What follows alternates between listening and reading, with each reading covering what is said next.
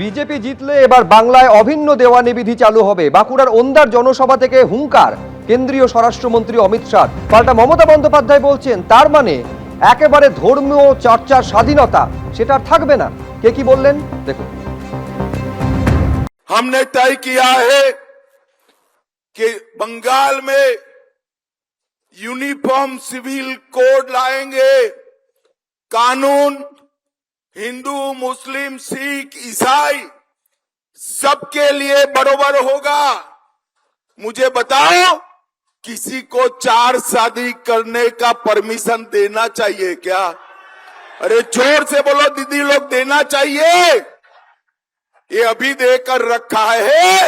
अब भाजपा सरकार बना दो, 4 शादी पर यूसीसी आते ही अपने आप प्रतिबंध लग जाए। ইউনিফর্ম সিভিল কোড করবে ইউসিসি। ভালো করে আদিবাসী ভাই বোনেরা দেখে নিন, ওনারা যা বলবেন সেই ধর্মই মানুষের উপর চাপিয়ে দেওয়া হবে। আপনার ধর্মের কোনো অস্তিত্ব থাকবে না। আপনাদের বিয়ে হয় আপনার রীতি অনুযায়ী, এক একটা ধর্মের এক এক রকম।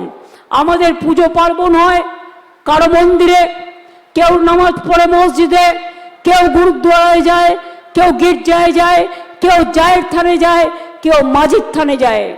কারো বিয়ে হয় সন্ধ্যেবেলায়, কারো বিয়ে হয় দুপুরবেলায়। আমি আদিবাসী মেয়েদের বিয়ে দেখেছি। সবার অধিকার কেড়ে নেবে। এই 15 তারিখে বিল আনছে, সংকল্পে বলেছে